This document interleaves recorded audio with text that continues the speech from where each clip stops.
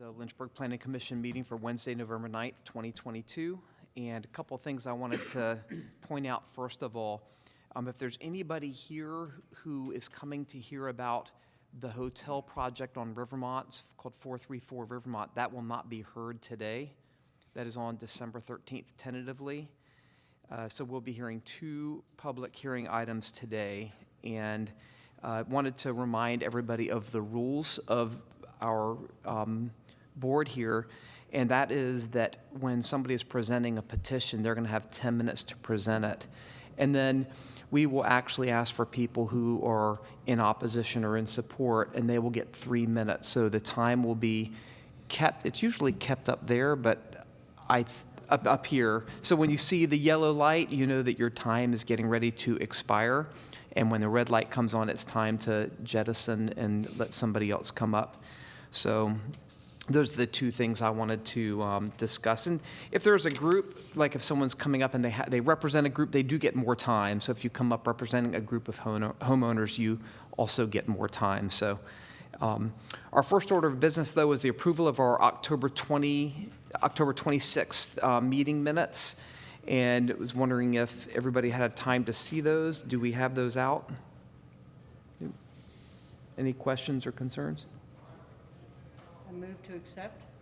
Okay. All right, so we'll go ahead and vote. All in favor, say aye. Aye. All opposed? Great. The next order of business is to hold a public hearing regarding the petition of TPB Enterprises for a conditional use permit in a B3C community business district with conditions to allow the construction of 306 apartments and associated parking at 1001, 1009 Diller Drive, and 2009 Enterprise Drive. Thank you, Chair Rogers, members of the Planning Commission. Before we jump into this project, I just want to take a minute to recognize Charlotte Lester, who's in the audience and is one of our new planners. If you could just wave, Charlotte. We're excited to have her on board. She comes to us from the Parks and Recreation Department, where she's worked for the last 12 years. She'll be primarily working on neighborhood plans, but I just wanted to introduce her to the commission and officially welcome her. So thank you, Charlotte. As the chair said, TPB Enterprises is petitioning for a conditional use permit at these properties to allow 306 apartment units in a B3C community business district conditional. A CUP was previously approved on August 13th in 2019 to allow the construction of a 116-unit apartment complex on this property. That CUP has expired. As part of that same CUP petition in 2019, the property was also rezoned at that time from I2 light industrial to B3C community business district. The proffers included the prohibition of several B3 uses and some traffic improvements being done on Enterprise and Diller Drives. Those proffers are still intact, and so no changes are proposed to the proffers at this time. The city's future land use map recommends a mixed-use designation for this area. These areas don't fit into any particular single-use category as they were planned for a mix of uses. They generally consist of large, undeveloped or greenfield areas that are intended to be developed for a balanced mix of residential, neighborhood, commercial, and other uses. A small portion at the northern end of 1009 Dillard and 2009 Enterprise Drive is recommended for resource conservation. No improvements are proposed in the resource conservation area. If the CUP petition is approved, 306 apartments would be constructed on the site. The development would also contain a gymnasium and fitness center and 2 commercial outparcels along Enterprise Drive. The commercial uses are separate from the CUP as they are developable by right in the B3C district. A traffic study and turn lane warrant analysis was conducted for the proposed development during the 2019 rezoning process. Based upon that analysis, no appreciable impacts would have been caused by traffic associated with the construction of the development as proposed. A right turn lane warrant was met for northbound vehicles using Enterprise Drive, and the developer also proposed a northbound right turn lane at that entrance. A left turn lane warrant was also met for southbound vehicles accessing the Enterprise Drive entrance, although there's currently a two-way left on Enterprise Drive. Right turn and left turn warrants were not met on Dillard Drive. The traffic improvements, again, those were proffered with the 2019 rezoning, therefore they are still required with this proposed development. As part of this petition, an updated trip generation comparison memo was generated. Although the number of proposed residential units has increased from the previous CUP, which had 116 units in 2019 and 306 units in this petition, the memo shows that the total trips per day may actually decrease with the proposed development due to the smaller size of the gymnasium, which in 2019 was proposed to be 126,000 square feet, and in this petition is about 25,000 square feet.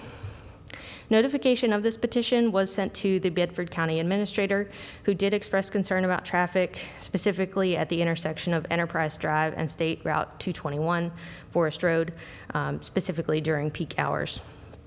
Also, after the Planning Commission report was finalized, we received notice from Margette Upshur, our Director of Economic Development, that 2 businesses in the area have expressed concerns about traffic impacts. I believe she may be here to speak on that, but I just wanted to make the commission aware. Staff recommended approval of the previous CUP because the development should be an acceptable transition from the city-county border and industrial area and the Windhurst and Summit developments. The residential at the area to the north of the project should still be protected by a 250-foot natural area that was previously proffered to remain in a natural state. For these reasons, and with the improved concept plan layout, staff recommended approval of this petition. The city's technical review committee reviewed this petition on October 18th, 2022, and comments related to it, however, will be addressed prior to final site plan approval. Okay, who's here to speak on behalf of this petition?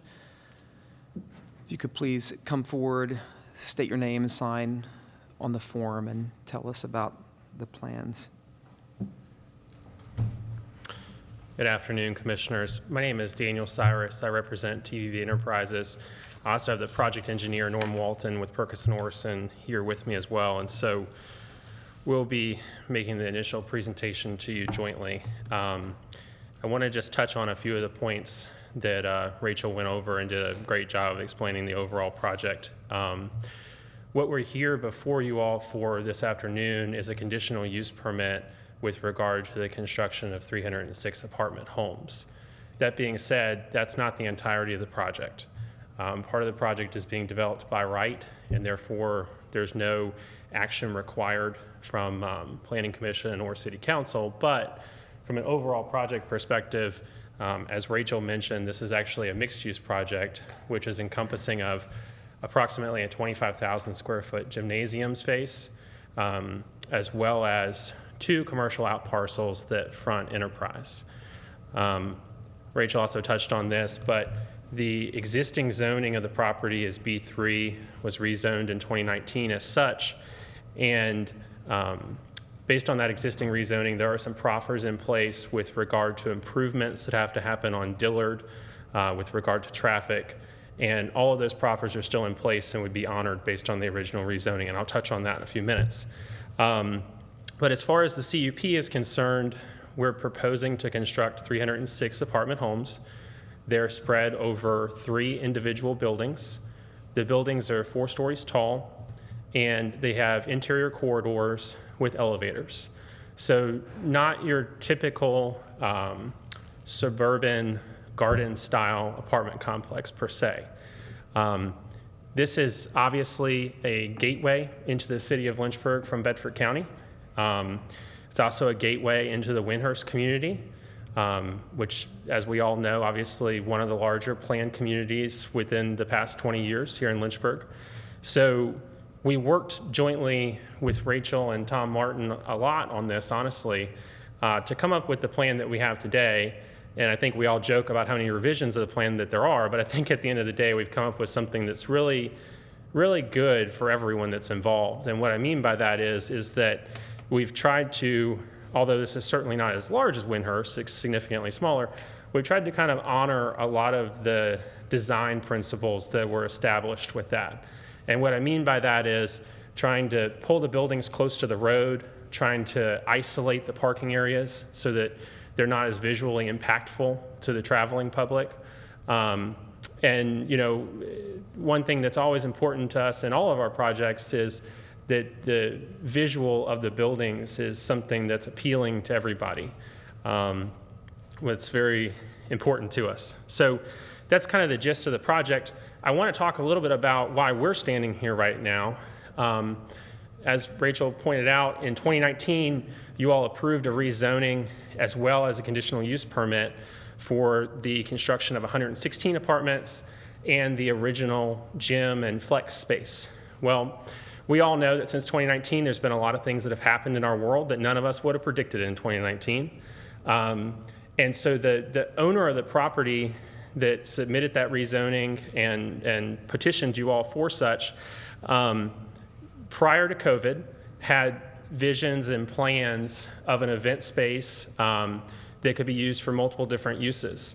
Now, obviously, industries such as gyms and recreation centers and stuff were some of the hardest hit during the pandemic, for obvious reasons. And so they have worked diligently to try to bring this project to fruition ever since the original rezoning. That being said, based on changes to their business model and frankly changes to the business model in general of that industry, 120,000 plus or minus square foot gym space is just not something that a city the size of Lynchburg can frankly support from an economic standpoint. So we have partnered with them on this project to still keep the gymnasium component of the project, which is the 25,000 square foot gym that you see in the upper left corner of the drawing there. And that's still the same owner operators and still has the same mission. They have a really neat, unique mission to bring some Christian ministry and different things in through their gym business. And they do a lot of unique outreach in the community. So I think I say gym and I wish I had a better word for it because I think it's a lot more than a gym, quite frankly. We did hold a neighborhood information meeting on November 2nd. We sent out notices to the adjoiners. Myself and Mr. Walton held the meeting. We did not have anyone attend the meeting. We also included our contact information on the mailings, and I have not had anyone call. I do want to hit on traffic a little bit because that seems to be something that, as Rachel pointed out, there are two adjoining businesses that have had some concerns with regard to this, which we unfortunately just found out about this late yesterday afternoon. So we've reached out to those businesses to try to have conversations with them about it. And I can't and won't speak for them, but it sounds like some of their concern is traffic related. So as Rachel pointed out, we did analysis of the current trips that would be generated based on our proposed use. And then we have the existing analysis of what was proposed with the original rezoning. And we are actually generating somewhere around 2,000 trips less per day with this proposal than what was approved in 2019. And I want to remind everybody that the approval of 2019, the conditional use permit, was for the apartments. So that's the part that expired. The rezoning, the B3, does not expire. So that's still in place, and if someone wanted to, they could go out and develop that property as a B3 use today. And ostensibly probably generate substantially more traffic than what we're proposing to generate. Do you want to? Just real briefly, we have looked at the site. Obviously, it's gone through TRC. We have adequate water and sewer. We're planning on managing stormwater management on site. There are two locations that we're identifying as underground detention facilities. There's adjoining resource conservation area right adjacent to this development, which we are being mindful of and not impacting. And as we've mentioned, we've looked at the traffic impact analysis, and we believe that the proffers with the previous development proffering the two lanes coming out of Dillard and the right turn lane in is satisfactory to manage the traffic generated by this project. If you have any questions, we'd be more than happy to answer them. Thank you. Great, thank you. Do you have any questions for us now? I think we'll take comments and then we'll probably have some questions. Thank you. Thank you. Is there anybody here to speak in favor of this petition? Anybody here in favor of the petition? All right, anybody here who wants to speak in opposition to the petition? Okay, so, oh, great. All right, if you could please state your name and sign there on that paper there. Yes. Thanks. Margette Upshur, I'm the Director of Economic Development and Tourism for the City of Lynchburg. And as, good afternoon, Commissioners. As Rachel stated, I think my opposition, as it were, just comes from the fact that I've heard from several of the businesses, and Daniel has been very gracious to offer to reach out to them and try to explain the project in such a way. When the CUP was approved the last time, the businesses, as you might imagine, may not have gotten the notice. It didn't get to the right person. They didn't come to the meeting. These things happen.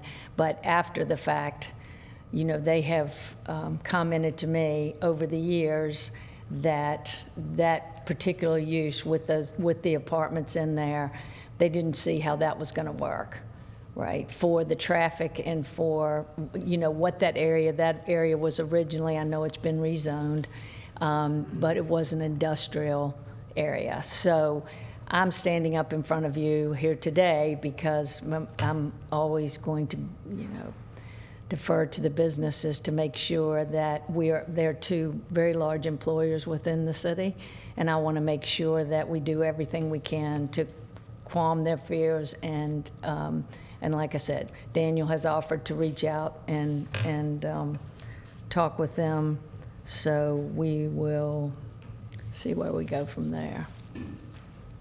Thank you.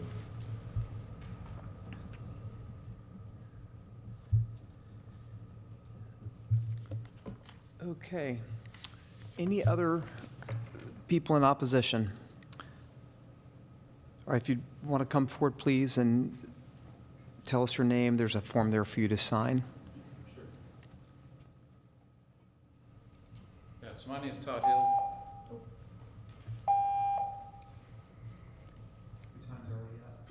Yeah. Yeah, so my name's Todd Hill, and I'm with J. Crew. So, you know, we're a big employer right there at the end of the street. And I guess our biggest concern is just that we're able to get our employees in and out timely enough, and that we have a lot of tractor-trailer traffic to support our business.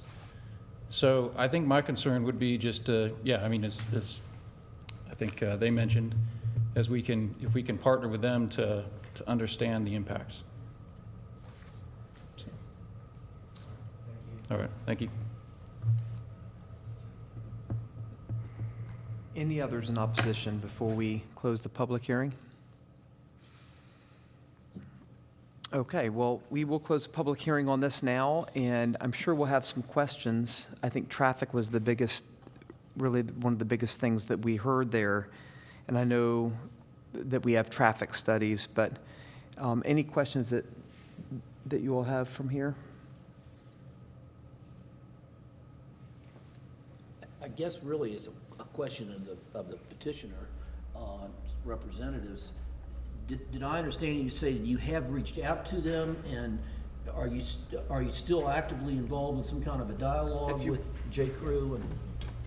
And Be great. You can come up and Yes, sir. So, as Margette pointed out, obviously we understand with an organization like J. Crew that there's certainly a lot of people involved. So we originally reached out via mailing to them, and as anything you mail, I have no idea if they necessarily received it or not, but we've made an attempt to do that.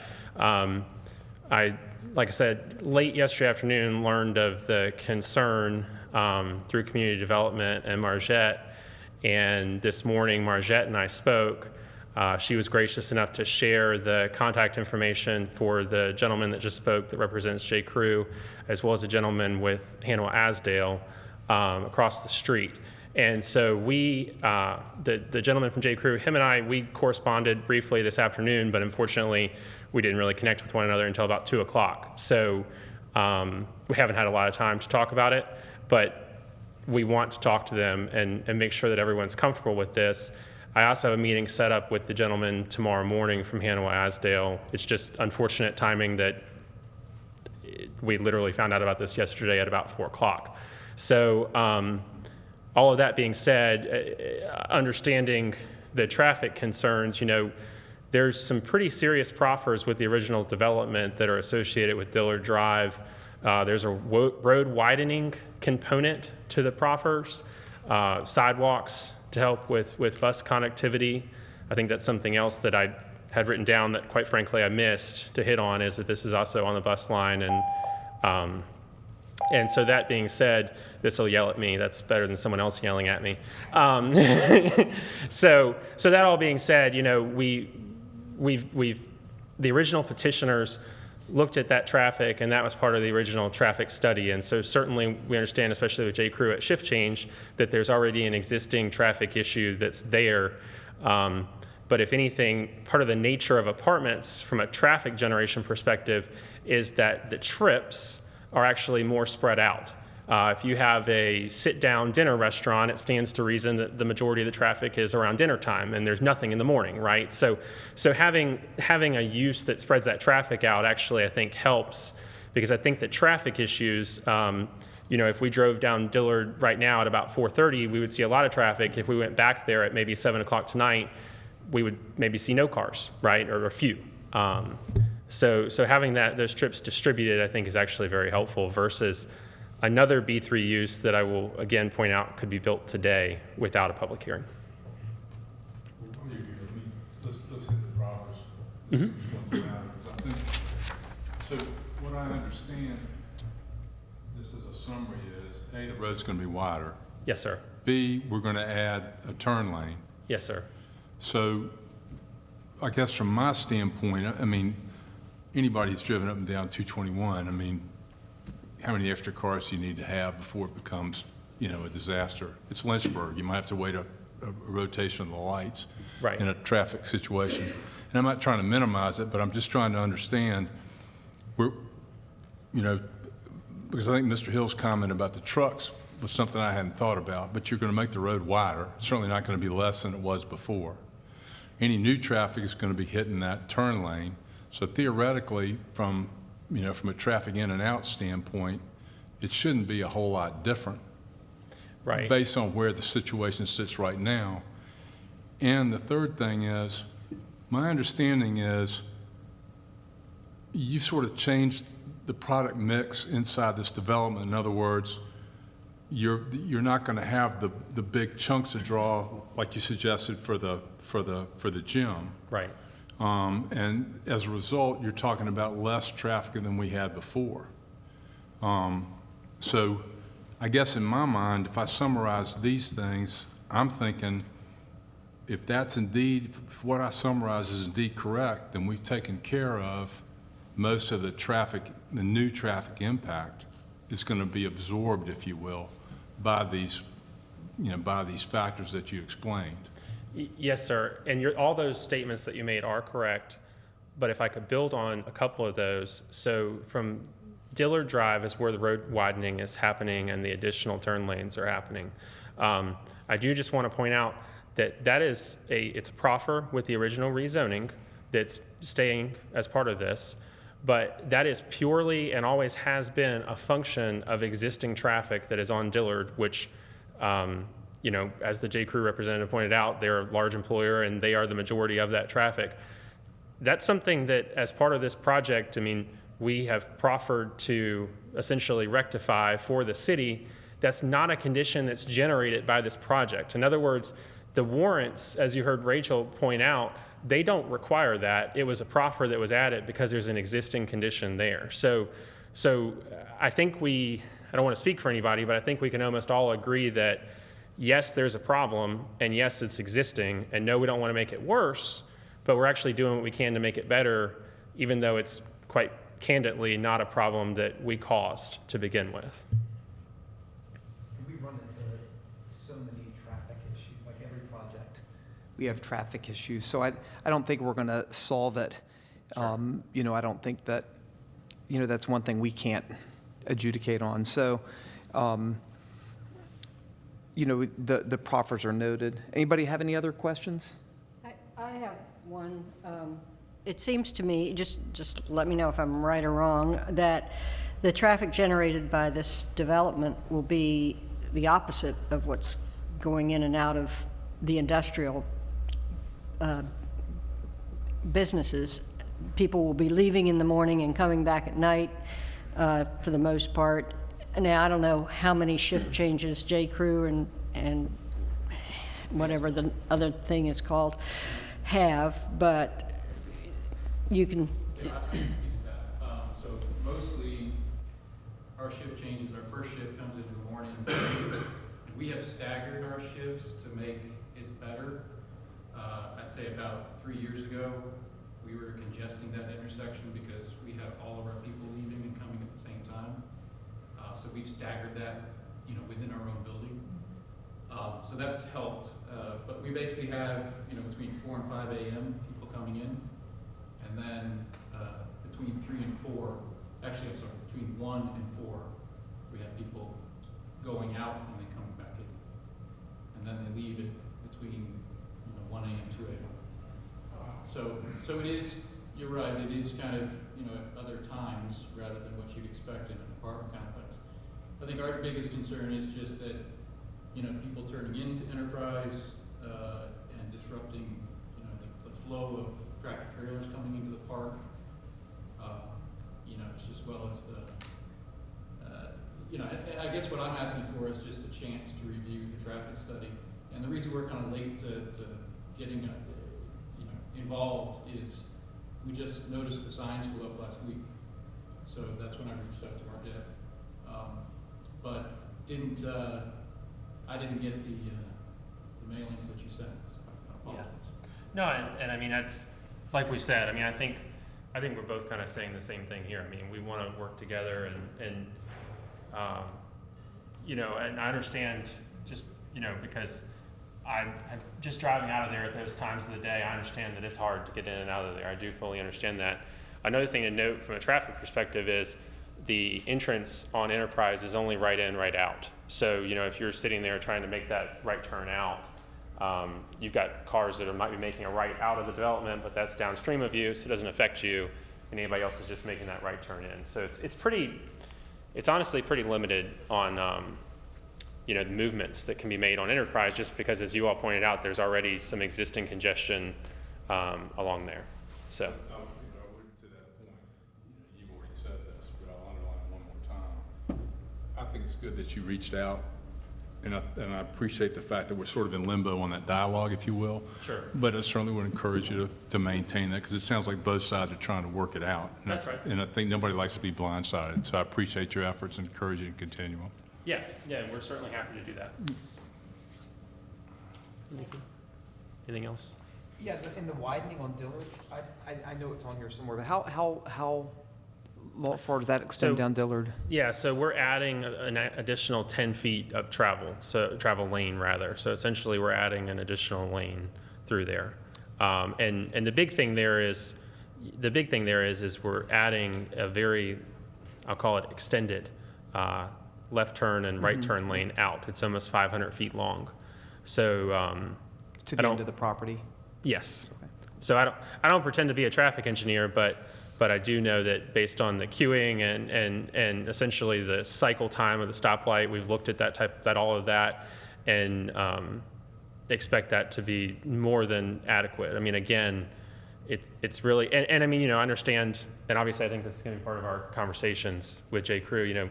I understand that their employees fluctuate with the seasons and all that type of stuff too. So I think it's one of those situations to where we understand it's a little bit unique in that we're adjoining an industrial use, but again, that rezoning has already happened.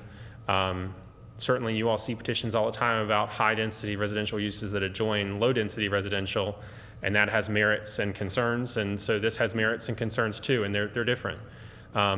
In a lot of other localities, we work with a lot of manufacturers, And a lot of them are really, really positive to see these housing projects nearby, because I think anybody can tell you that one of the biggest problems many businesses have are employees, and having good employees, right? And so if people have somewhere that is nice for them to live and is close by to work, that's something that we talk time and time again about other employers that say that there's not adequate housing for their employees, and that's an issue for them. Not saying that that's the case here or not, but that's just been the case in other localities we've worked in. Mr. Rogers, also with the widening, it seems like a small thing, but I want to make sure that not only are we widening the roadway, but we are defining lanes. So there's pavement striping, so there's going to be a dedicated right turn. There'll be a defined left turn lane going out of Dillard Drive. So it's not just the widening, but we're also defining those lanes and the movements coming out of Dillard. Yeah, they're shown well on the map there. So can we talk about some of the other merits of the project? I don't know if there's any other questions on other aspects of the project. Can I ask one quick one? Talk to me a little bit about the target for the apartments. You're talking about 3 times more apartments, and I appreciate the conditions have changed, but I'm just trying to figure out where you're going with that. Sure. So our apartments are geared towards higher end users. And that kind of goes back to echo to what I was talking about businesses. So, in our current communities that we have in this area, the majority of people that we have living in those communities is really, it's a diverse mix, but the majority of them are the young professionals. We also do have a lot of retirees, and especially in these communities that have elevators, that opens up a lot more possibility to folks who maybe don't want to climb the stairs every day. But a big part of what we really try to target in what we do is a little bit higher end than what some other apartment communities around here do. And it's you asked, I think what you're kind of getting at to a certain extent is demand, right? And so there is an enormous, really, housing crisis right now. And I'm speaking about that from a national level, but that's also true here in our community. All of our apartment, I look at studies in different areas all the time, and sometimes I think things like that can be worthwhile, and sometimes I think they're not worth the paper that they're printed on, to be quite frank with you. But what I can tell you, and what I do think matters, are actual results. And so all of the communities that we have here in the Lynchburg area, and that we've been involved in the Lynchburg area, they're full. I mean, we don't have vacancy, we have waiting lists, and that has been the way since we've opened them. When we open these buildings, we do what we call a rolling delivery. In other words, we finish a building and people move into it. We don't build all the buildings at one time and people move into them. We consistently fill the buildings before we actually complete them. Our apartment project on Timberlake Road, West Edge, has a waiting list north of 100 individuals on it. So I think that speaks more to demand than any market study does, personally.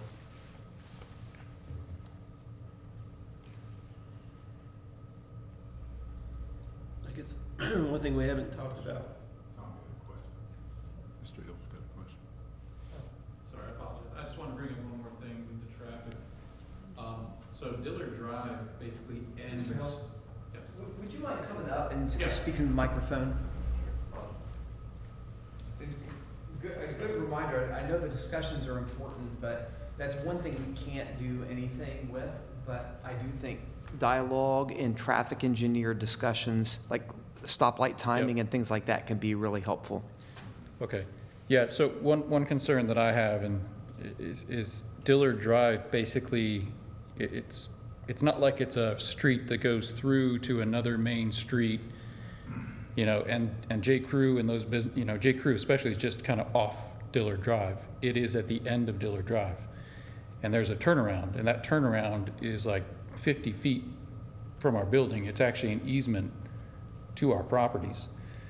So one of the concerns is people passing the apartment complex coming down and mixing in with our tractor trailers that also use that road, that street, and use that turnaround to get into our lots. So I think that's a safety concern that needs to be looked at. The other one I can think of is, where's the bus going to pick the kids up? So are we going to have a bus, school buses coming down that road? Are they going to come down and use our turnaround? They're probably not going to pick the kids up on Enterprise. So, this is what kind of popping in my head as far as, how our street works versus, putting something that's more residential there. So I think all that has to be considered. Definitely, and thank you. And I think schools and things like that are really important, because we talk about land use, but if we're doing a lot of residential, where there's other concerns. So yeah, I think all that does get weighed. I appreciate it. What were we going to say, Commissioner? Well, traffic's obviously important. I'm also interested in characterization and changing the feel for an area. I was part of the original discussion a couple of years ago, and I voted in support of it. This is nowhere near the same proposal. That was a lot of things happening, including a very large gymnasium open to the public. This is an apartment complex. The revised gym is not publicly open. Is that right? So the revised gym is it's a membership, right, that's open to the public. I think that the original gym had some space that was for intramural sports. That I alluded to this earlier, and I apologize if I can go into further detail about it, but my understanding is that this gym does work with a lot of different actually after school programs and different school programs for youth in the city. And so they do bring a lot of those over to the facility that they have now and use that. So I don't want to misrepresent anything. It's not that anyone can walk in off the street, but I wouldn't say it's entirely privatized. It's not a Planet Fitness, so to speak, if that helps answer your question. And maybe you were asking if it's a gym for the apartment dwellers, like some apartment communities have a community gym that is included with their rent. And it's a commercial gym. That's not not the case. It's not just an amenity for the apartment complex. I mean, we certainly think that there's a lot of synergies between all of those things, that there are people that live there that also use the gym, but Rachel's correct. I mean, it's not, by no means is it intended just to support the apartments at all. It's its own standalone business.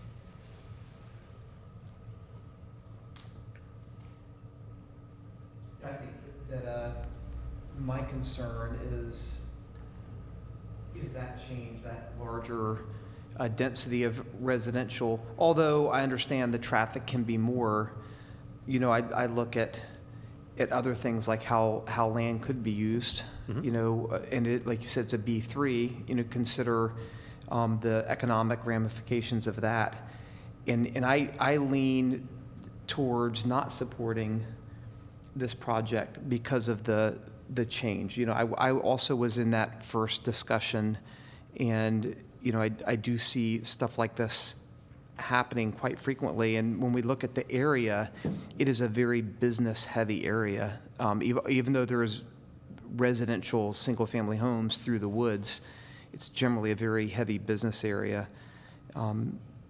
So I tend to not be in support of something like this. It's just my personal. Can you tell me what it is that you can do by right based on the previous rezoning, or the CUP has expired, but the rezoning is still, did we rezone then? Yeah, so it's listed in the, we have all that. Yeah. It's in here. It's the majority of your business uses, Yeah. though, your retail uses.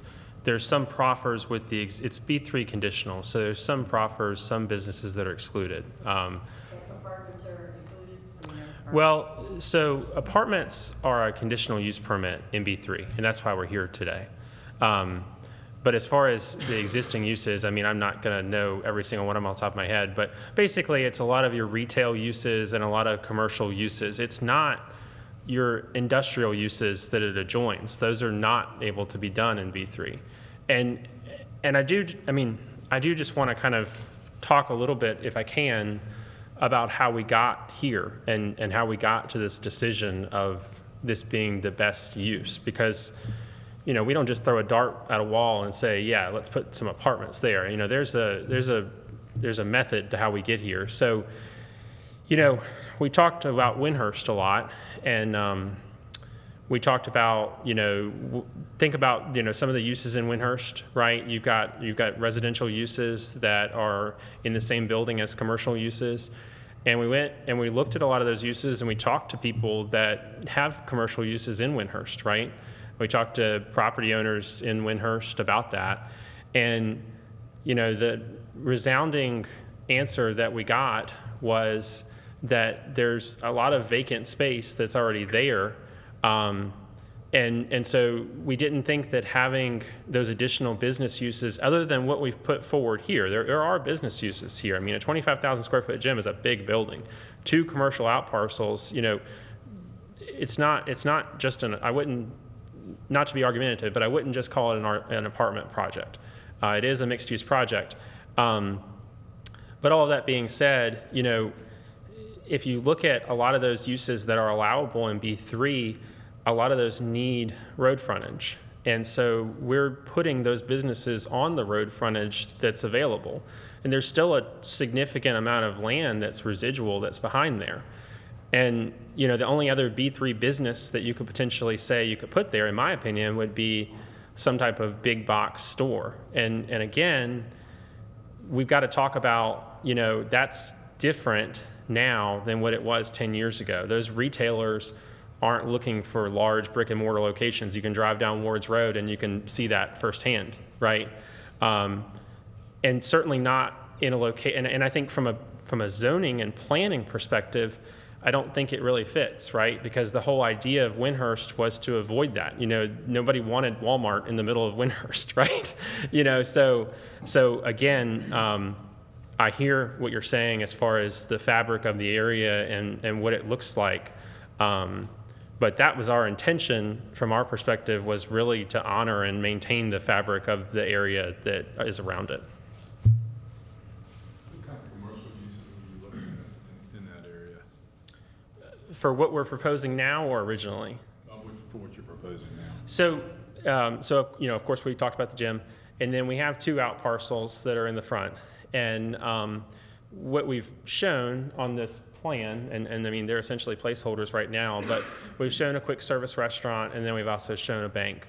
We've been in discussions with some national quick service restaurants. So that's been a conversation, but obviously until we know if this is moving forward or not, we can't commit somebody. But those are the types of uses that we're looking at. We're looking at a Class A business use. We're not looking at what I call nuisance uses, honestly. We're not looking at a vape shop or something like that. So, I guess where I'm coming from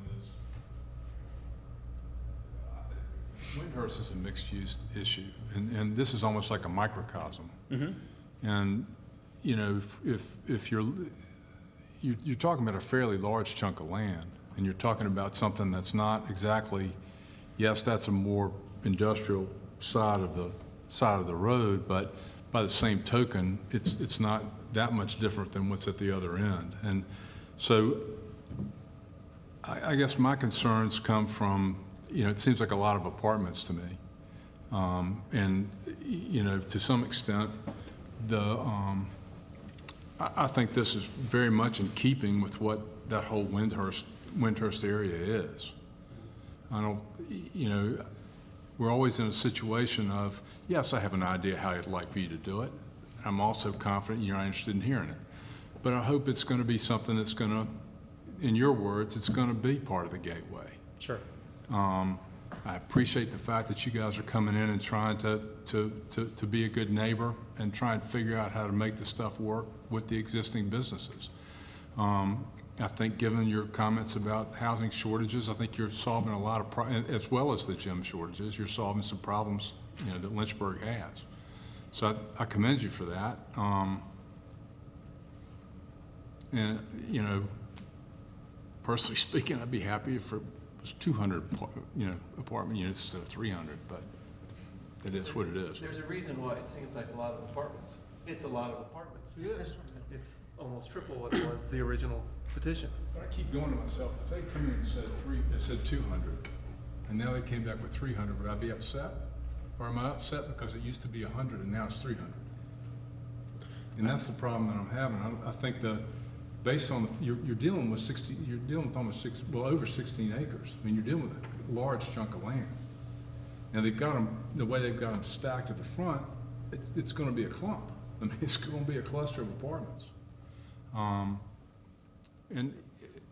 But by the same token, I'm sitting here looking at it, I'm trying to look at it forget all that stuff.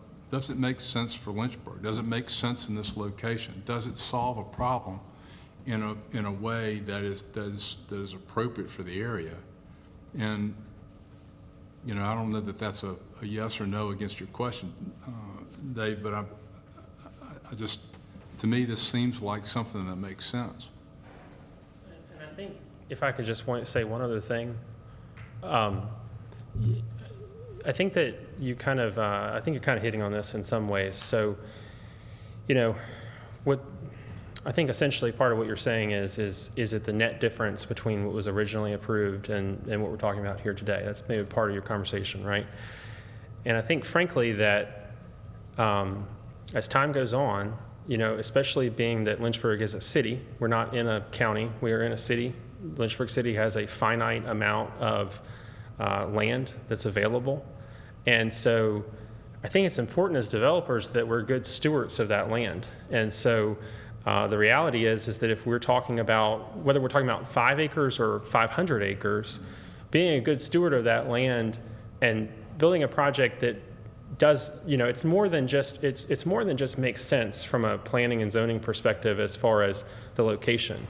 It's also about doing something that it's a density that makes sense, because, you know, 20 years from now, we're still going to be in the situation to where, and it's a blessing, to where we're a city that continues to grow. But, you know, unless the city wants to annex more property, which I don't think it does, there's still a finite amount of geographical space that it has to grow within. So yes, it's more than the original petition was. And I think in commonplace is to look at that as a somewhat of a detriment. But I think when you look at a lot of, you know, we do a lot of work in Roanoke City, for example, and it's interesting because they look at it the opposite. They look at projects that they think are not dense enough, and they're concerned that that area that's valuable to them that they have isn't being adequately used. You know, so when you see a city that's a little bit larger, it's been a little bit more established, you know, those are all just trends that change, I think. You know, so I just think those are all important things to consider. But also think too, because I think you touched on something. In 20 years, are we going to look back on this and think it was a good decision or a bad decision? Sure. And I think, with all due respect, Mr. Hill, I think you're exactly right. I mean, the last thing you want to do is create a mini Ward's Road up and down, you know, Dillard Drive. And his point about turning around, it's a cul-de-sac. I mean, plain and simple. So, you know, I think those things are all important. So I think, again, I encourage the conversation to keep going, because I think it's going to probably take something a little bit more creative to get things fit in. But I just, based on what's there and based on what you presented and based on the work you guys have done, I just, you know, I just don't know how we can penalize you for that. Appreciate it. Not How we can what? penalize them for that. I just add one more thing, and I appreciate the desire to be good stewards. I think one of my issues when I look at this density, and I'm sure Roanoke looks at it as well, is you know, develop the cost of the resources that go into development. It isn't just falling on developers; it does fall on the community. The things like the schools, you know, things like that. And so that's one of the things that is always problematic to me when I look at something that's that dense. You know, and I like density. You know, I supported plenty of projects that a lot of people are like, I can't believe you'd support that. So I think that's one of my reservations is about that. Is, you know, well, are we going to continue to build out these dense areas in a city that resource-wise, that ends up being a problem. So And I do think too, just data that we have from our other apartment complexes, I think some of it goes back to the demographic that we target and the demographic that we have in these communities. We quite frankly have a very limited number of families with school-age children. So for example, we have an apartment community that's approximately 240 units. And I think that the last time that I looked at it, we had 4 or 5 school-age children that were in that development. So, you know, I know that could change in 20 years, but as of right now, you know, the type of people that we have living there, it does limit those effects, right? And I mean, again, not to be argumentative, but obviously, you know, as we build these more dense developments, you know, property taxes, personal property taxes, I mean, having 300 people that all own a vehicle living in the city of Lynchburg is no joke from a tax perspective, you know? So all that stuff goes to bolster the city's economy as well.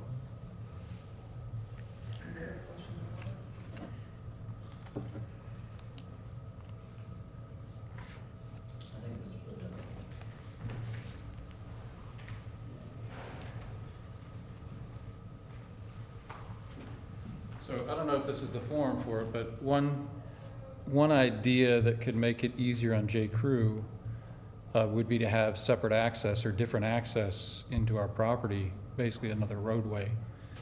You know, we pulled up the map and looked, and we used to have a building on Millrace, and our property backs up to Millrace, to those properties.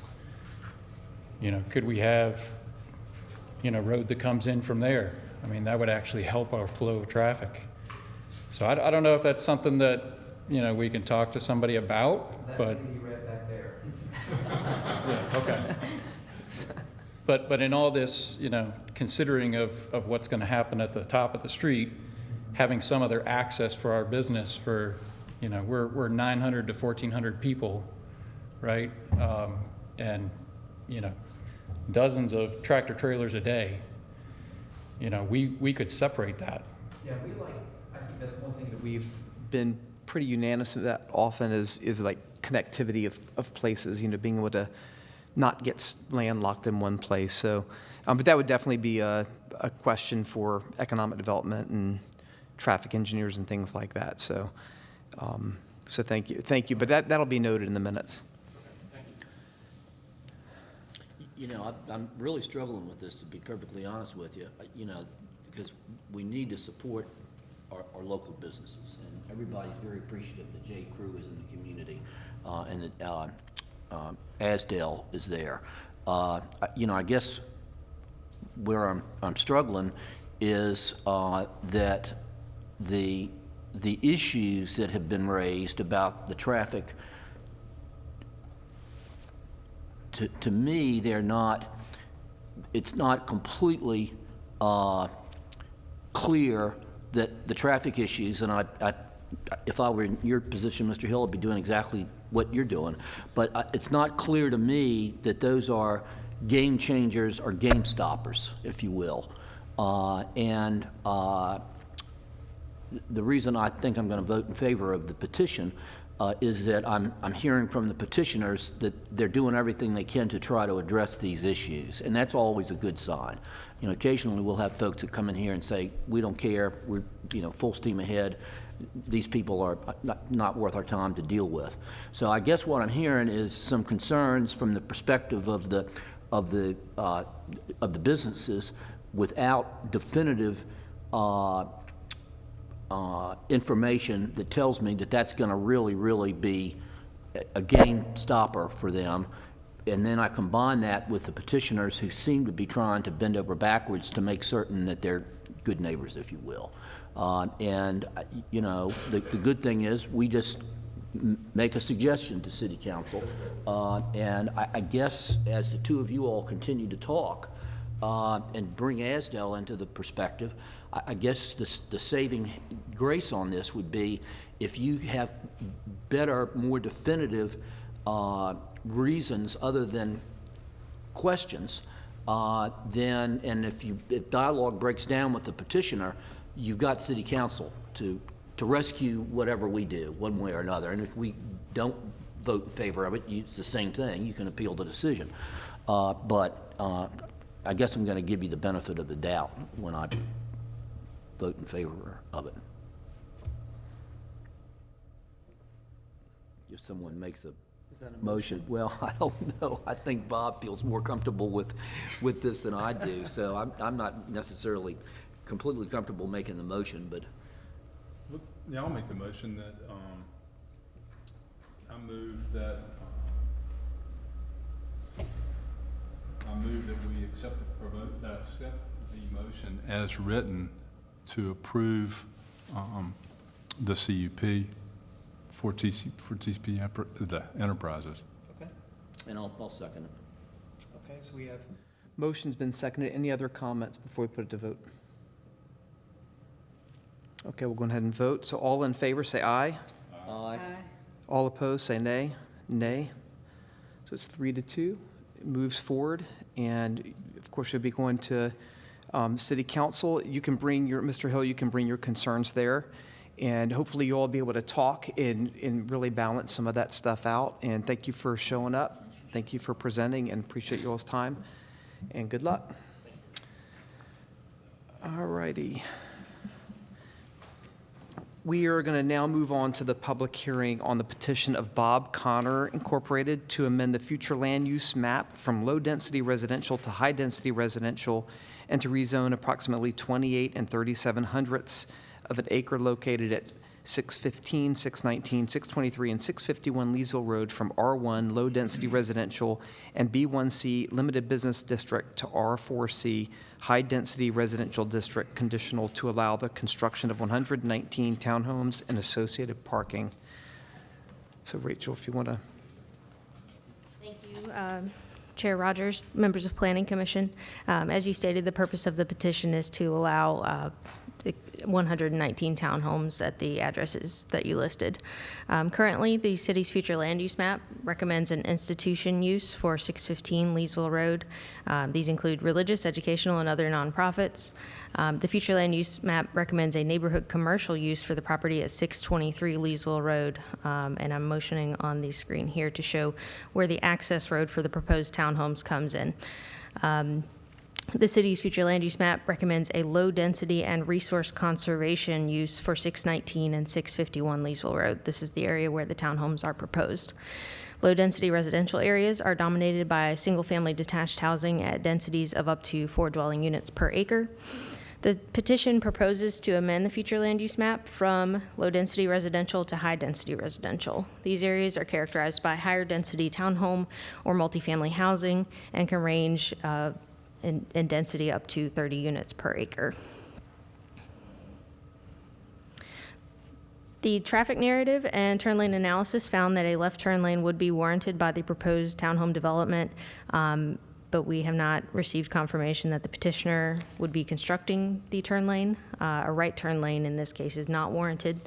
While the proffered concept plan does ensure that the site would be developed as shown, the city's future land use map currently is recommending a low-density residential use for the area of the townhomes, and given the existing single-family households nearby, the low-density residential would probably be a more appropriate use than the proposed townhomes, and the petitioner has not presented justification for amending the future land use map in this area. The city's technical review committee reviewed the concept plan on September 6th. Comments relating to the turn lane have not yet been addressed, and other comments relating to the petition have or would be addressed prior to final site plan approval. This planning division recommends denial of the petition for rezoning and future land use map. Who's here to speak in favor of this petition? Please come forward. State your name and sign there on that form and tell us a little bit more about it. Thank you. We'll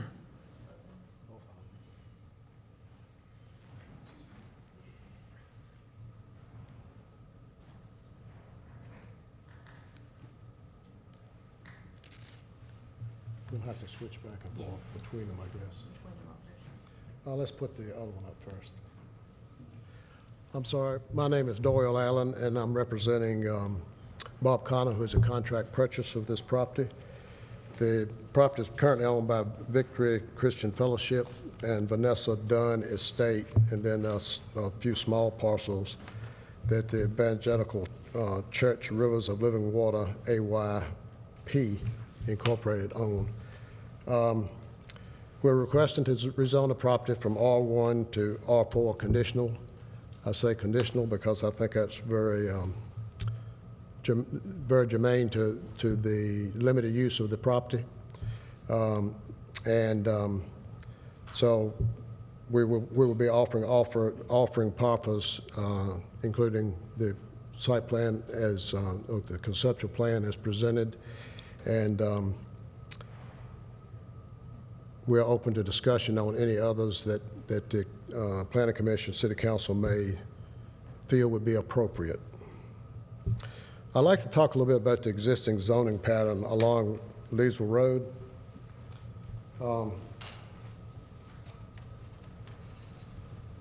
And I prepared this drawing that just basically shows it's just a copy off of the city's site.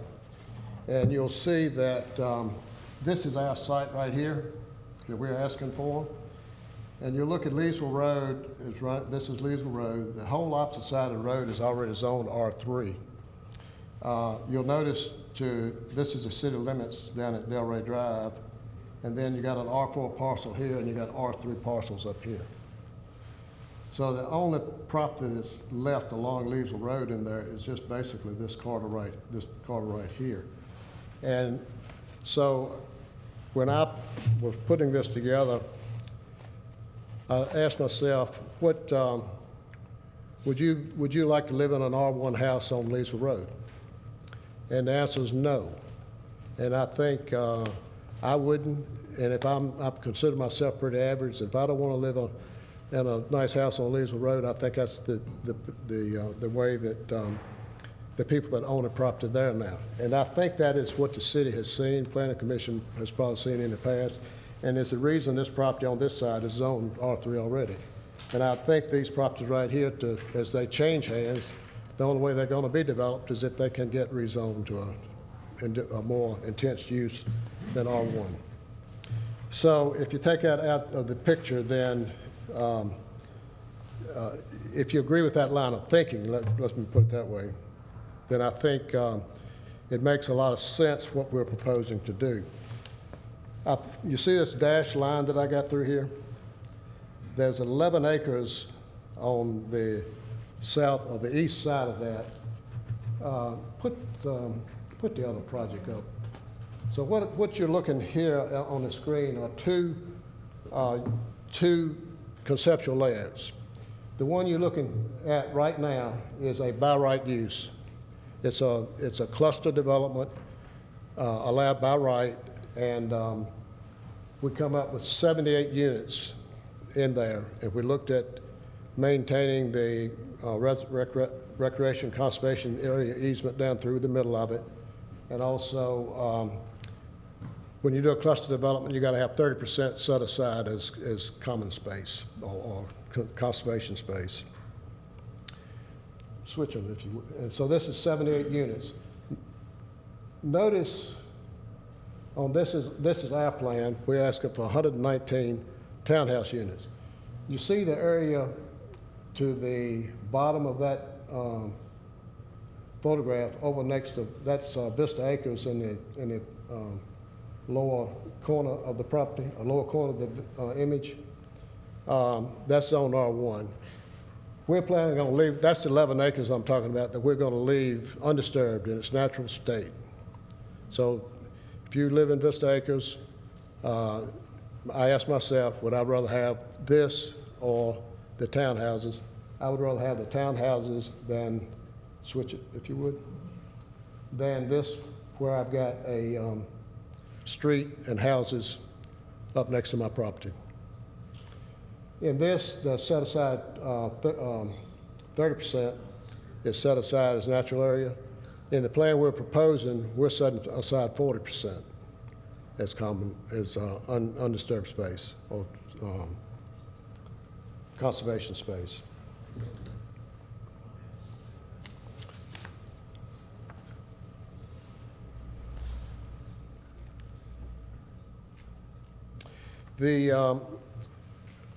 Rachel alluded to the traffic study. We had a traffic study done that showed we need a left turn lane into the site, and we have not addressed that yet. If the petition is successful, we recognize that we would have to address that. We're offering, there's a couple of solutions we're looking at forward. We're looking at a right-in, right-out only, and this property would eliminate the need for a left turn lane. Where this is located with the access off of the 29 through Warlick Road, we feel like it would be that the property could suit and function very well with a right-in, right-out only. So that's one solution. The other solution, it would be to install a left turn lane. We're not against that if we can obtain the right-of-way. But in order to install a left turn lane, you got to widen it, and it would you would have to acquire right-of-way from property that we do not control from other owners. So it would be we would be willing to do it if the property can be obtained at a fair price. The RC area through the middle of this property, that does not show on the zoning map, but it's basically this dashed line, and I don't know how wide the RC area. Rachel, do you know? I don't. It's basically the floodplain area along, it's a tributary to Burton Creek that runs along here. That RC area is all to the east side, or as you're looking at it, the right side of that line within the 11-acre parcel. So we plan on not disturbing, not building in the floodplain or the RC area. I think that basically sums up my presentation. I'll be glad to answer any questions.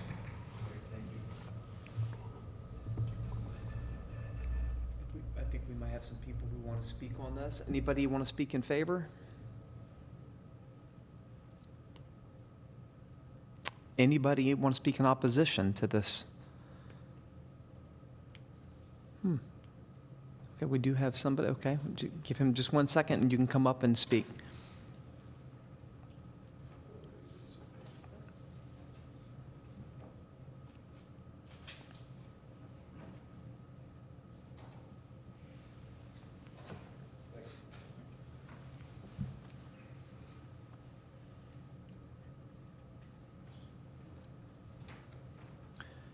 Yeah, if you would please state your name and sign there on the form. Thank you. Good evening, ladies and gentlemen. My name is Tanis Smith. I live at 1233 Grove Road, Vista Acres. My property backs up to this new project here. I don't know if I'm in favor of or against. My biggest question and concern is of the possibility of access road out of that property through Vista Acres. The reason I have that is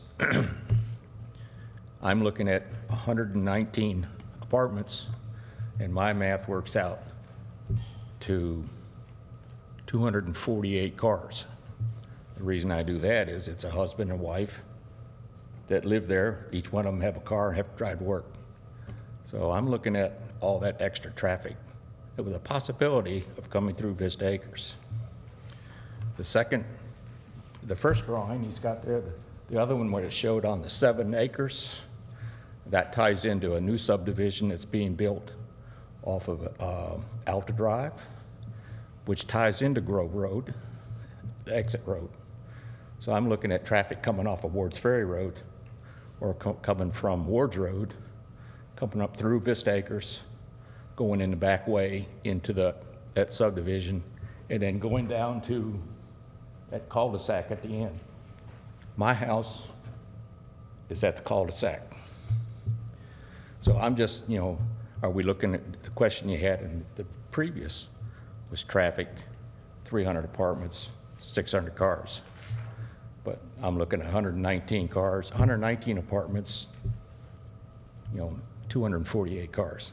I'm just concerned where the access roads are going to be.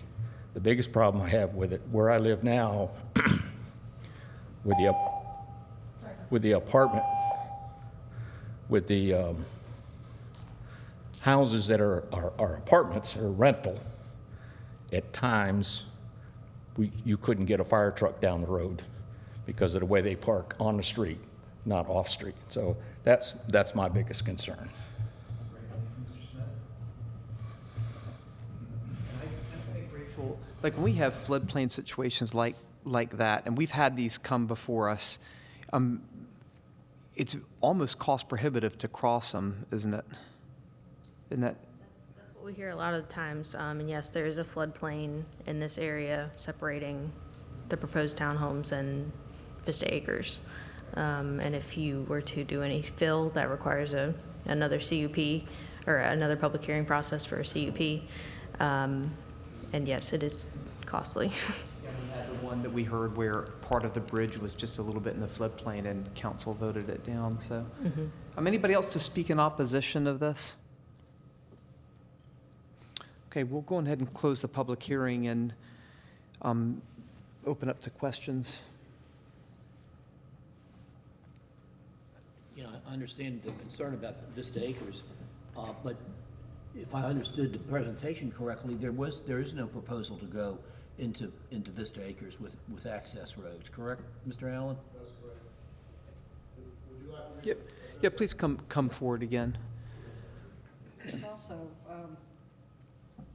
twice as many parking spaces as apartments, so listed 238 spaces.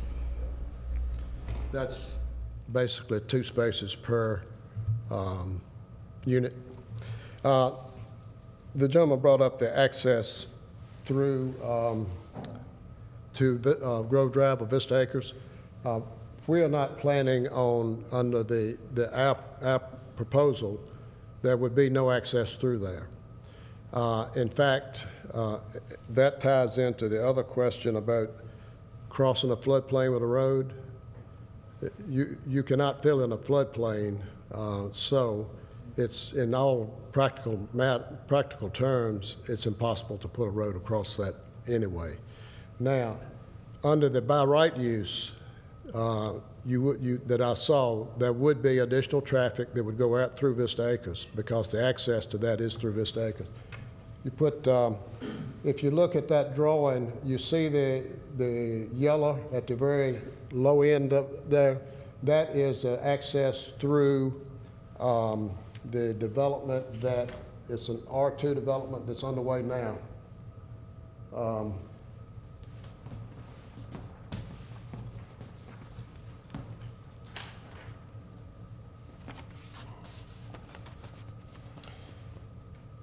This is the development here, R2, and it does connect out to Alta Lane and to Grove Road. And they stubbed a right-of-way back into here, and that is an extension off of that to get to that. So Is that your concept, or is that a concept that's been floated already? that is a by right use. Okay, so you something you did though, it's not like Yeah, developers. I put it together as a comparison to by right versus what we were proposing. And I much prefer what we're proposing, as I think the residents of Vista Acres would, because there is no access through the Vista Acres Grove Road road system. And there was another mention about fire access through the development. That came up at the TRC meeting, and we have proposed, there is a route, and and the hose length is, if you have more than 300 feet, they can't pull a hose further than that, so we have to get a fire apparatus into the site, get it turned around, get it back out. And the plan as we presented it, we've accomplished that. Before you leave, yeah, you might not want to stay here.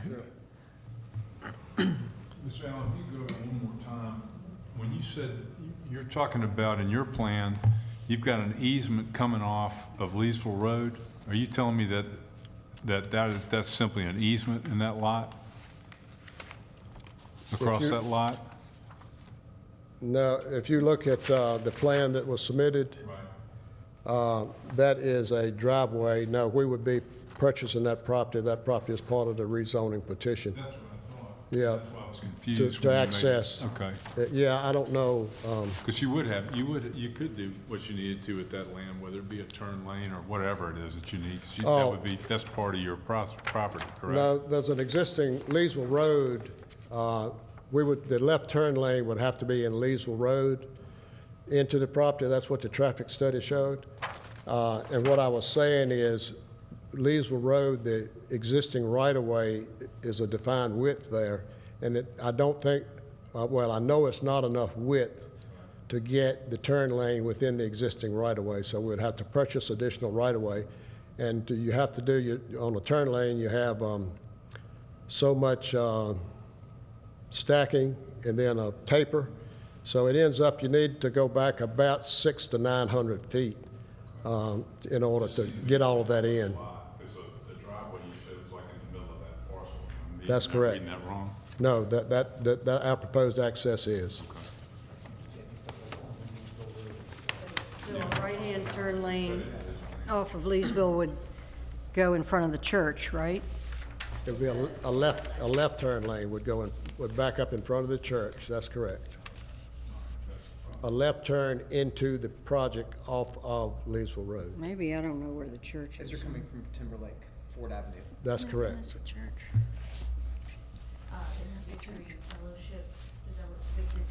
Victor Fellowship Church. Is that 615?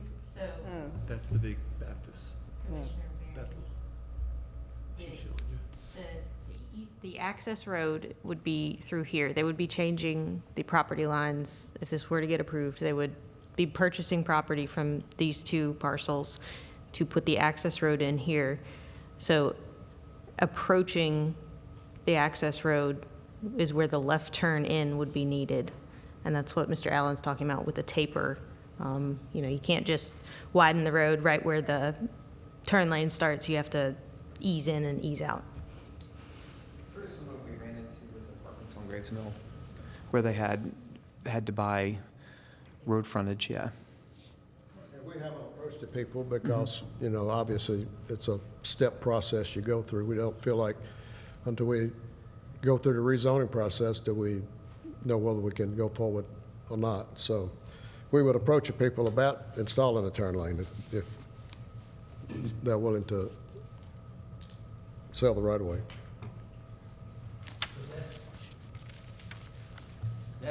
That's in your petition, that it's a given, and it may not come to pass because they may not, you may not work the deal, but it's a given within your petition that turn lanes, that tapered turn lane like that's gonna.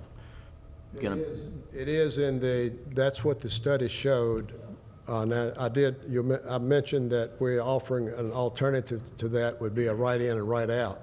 If it's a right in and right out, there's no need for a left turn lane. Now, that doesn't affect the traveling public near as much. It has more of an effect on the development you're doing yourself because people have to get in and out of it.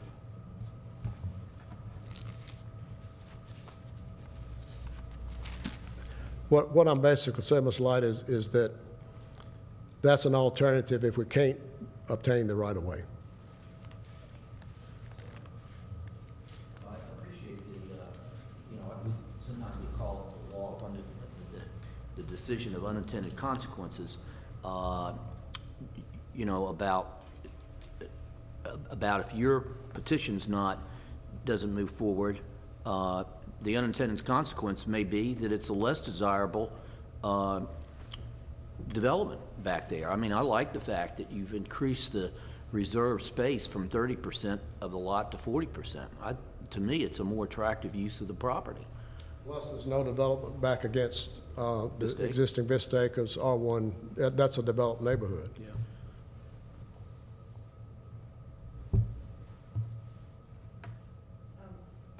Rachel, can you speak to the turn lane issue? Because that's one of the reasons that the Planning Division recommended denial was because there were no turn lanes, right? Right. So we don't have the assurance that a turn lane would go in yet. As Mr. Allen said, it's something they're thinking about. If it does get approved, they may be able to acquire the property. And they're talking about potentially doing right in, right out as an alternative. I think that's something for the commission to think about. While it is less impact on the road overall, probably, then you may be generating turnaround traffic somewhere else on Leesville Road, or illegal U-turns, which would never happen, but they do happen. So, yes. So requiring, or if they offered a proffer for right in, right out, you wouldn't be too excited about that one either. I understand that. I mean, the turn lane isn't the only concern. We're hearing a lot about single-family development, and that we need to be careful with the R1 land that we have, and just given the surrounding context, the R1, keeping it R1 seemed to make most sense. But these are all things for the commission to weigh.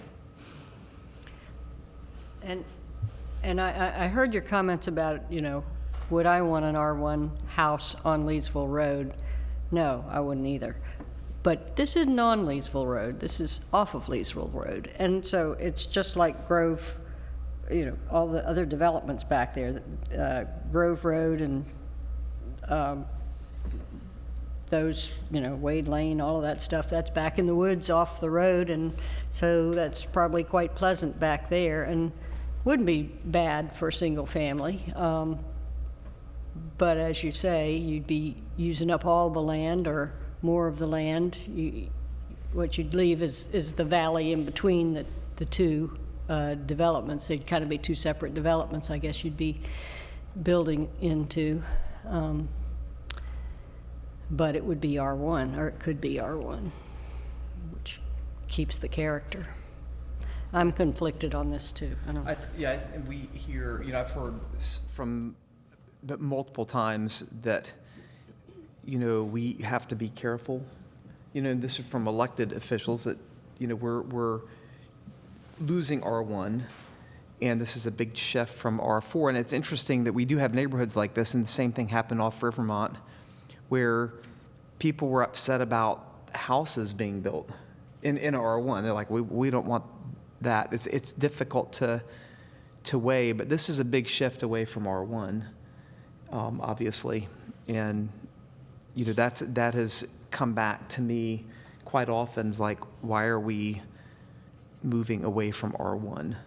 I think it's a good question.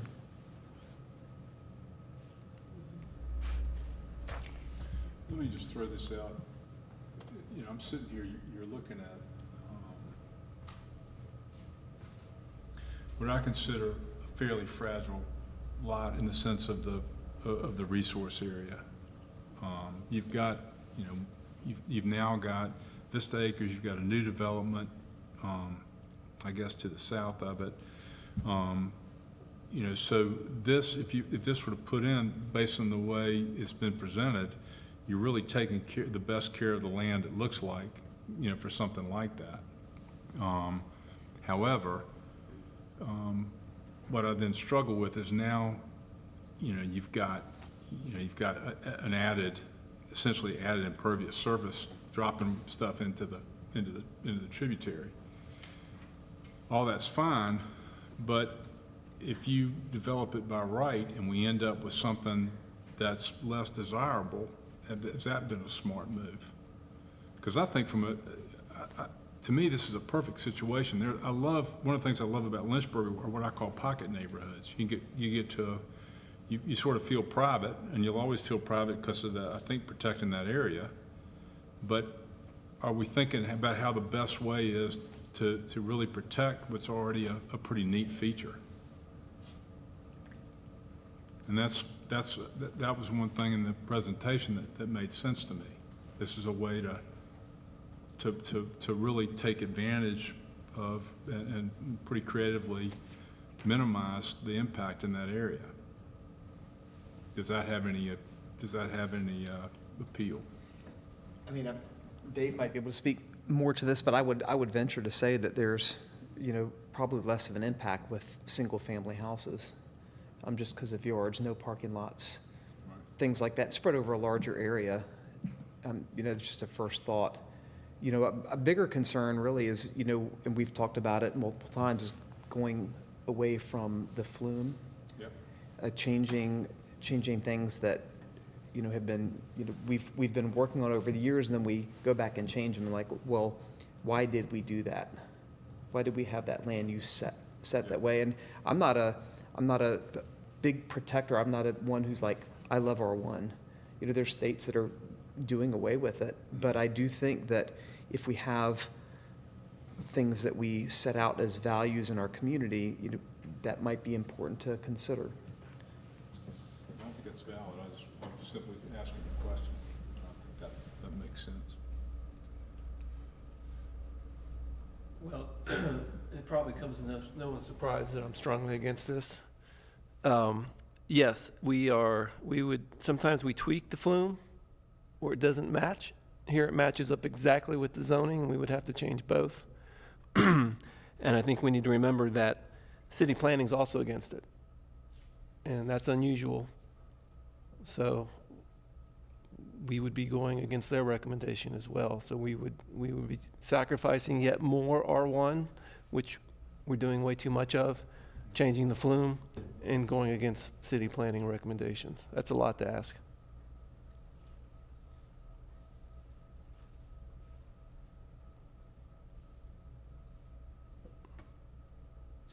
I guess, not to repeat myself, but I guess I'm at the point where, because I don't like to see R1 property goes away either. I guess what was compelling to me is the fact about the unintended consequences. As I'm afraid that if we don't take this plan, that the next one that comes down by right, we may be sitting here saying, we may be getting phone calls like I did about the piece of property that you're referring to, and I won't mention it because it never came before the commission. But we may be getting phone calls that say, you can't have this, we can't have this development back there, and our response is, well, we turned a previous plan down because it was gonna result in a change in R1, but there's nothing we can do about this one because they're doing this unintended consequence as of right. And I guess that's really what concerns me. My response whenever someone says this is better than by right, just go by right then and don't waste our time. So I don't dwell on that. If you have the right to do it and you want to do it, go ahead. We're not here to discuss that. Yeah, but we don't have a by right plan in front of us. I mean, that's the problem. And that's why I'm against the one that is in front of us. And we'll never have a by Well, we will never see the Well, by that's right.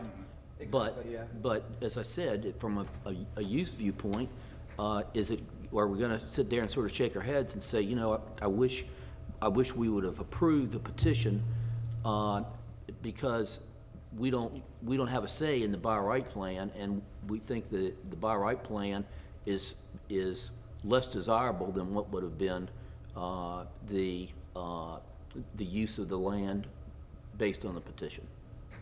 And I mean, it's a judgment call. I mean, I respect everybody's opinions tremendously on this commission. I respect the staff recommendation not to approve the petition, but I don't know. I'll make a motion to approve the petition as it's submitted. It's submitted to be denied. I would go that way. Oh. It's a denial, the way it's written. No, he's making a motion to approve Oh, it. I'm The- sorry. To the approve planning their staff petition, that the said they staff recommended yeah. against it. I'm Yeah. sorry. Yeah. I'm sorry. So is there a second? Can we clarify what we're voting for? So we would be voting to approve the changing of the flume and the rezoning. That's your Yes, motion. yes. So is there a second motion to do those two things? Well, we need to have, there needs to be a second to my motion. Right. Yeah, that's, And if there's not a second, it dies. Haven't heard any, so. And you have an alternative motion? I'll make a motion to deny the petition as written. I'll second that. That's supported by city staff, right? Okay. So the vote will be to deny this as staff, with staff's recommendation. And is there any other question before we move forward? Okay, all in favor of the motion to deny, say aye. Aye. All opposed, say nay. Nay. And it Okay. doesn't make any difference if I raise both my hands, right? Right. So it does get voted down 3-1, but that can go to city council, and I do appreciate the, 4-1, sorry. I appreciate that there was somebody here actually from the community to talk about it, because that's something that we haven't seen as much lately.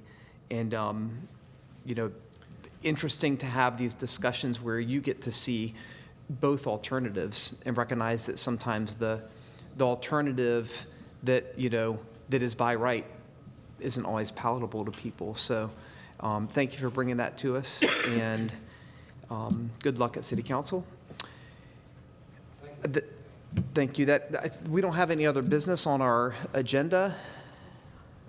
Okay, well, our next meeting is the 14th? Maybe? What's that? Or, oh, you okay. All right, the 14th, yeah. 2 street names, that's it, just for a comment. So the other one's being postponed That's, as well? well, that one's December 13th. It's December. Yeah, December 13th, so. That's right. Oh, that's a special meeting? No, our next meeting is street naming. The meeting on 434 Rivermont is in December 13th. So, all right. I question why we bother to have a special meeting for, I mean, not a special meeting, but hold a meeting for just a street naming. But All we need is a quorum. No, I'm just kidding, Nancy. I guess that's our policy, right? it's not that. Yeah, code does require that street names be Vetted. receive comment from planning commission. And unfortunately, if planning commission doesn't approve it, then sometimes the plat is being held up, and we can't, I guess the they can't question is, proceed. could it just be tacked on to an existing meeting? Right. We would have to look at it. But if it's delaying somebody's street That's right. naming. No, Right. and that- if it delays anything, then let's meet and Yeah. approve it. Okay. If there's no time frame, then if it could be tacked on to an existing meeting, That'd be that great. might be appreciated. Yeah. Okay. But not to confuse it, we've got 2 meetings scheduled then, one for the 13th and one for the 14th, right? No, one's December 13th. We're no, so, Here's the issue. Yeah. If you look at the agenda, it says next meeting December 14th, it should be November 14th. oh, That's the problem. Took me a minute. November No, 4th, no, it's it's not, November, no, that's not November right. 16th is our next meeting. Wait, what? November 16th? I mean, November 26th, 23rd. 23rd. Today. Oh, it's the 23rd. Golly, my, We don't have a second meeting in November. No, We because don't? that's the Wednesday before Thanksgiving. We Yeah. traditionally cancel that. Okay, so Right. so the Wednesday is the 14th, not the 13th. Okay, so Anna will email you all. Yeah, to that's confirm. Yeah. I'm not gonna worry about this thing. All right, so. No, just, I don't want to add to any confusion. Well, it's not being recorded, is it? yes. December Okay. 14th, yeah, That is our next schedule. yeah. Oh, wow. Sorry, you know Your what? calendar's wrong. Bob. I messed up. I said December 13th when I was Yeah. talking to Tom. It's more than a month, yeah. I was thinking of council. That was my bad. Okay. Council meets on the 13th. Nothing happens on the 13th. I get those mixed I up. thought we were going to the hotel on the 13th. Is the hotel on the 14th? Rivermont? December 13th, it says. December, 13th? it would be 14th. 14th, Yeah, that was my yeah. bad. Good. Is there any motion? Dave? All right, Second. all right. Have a good afternoon. Yeah.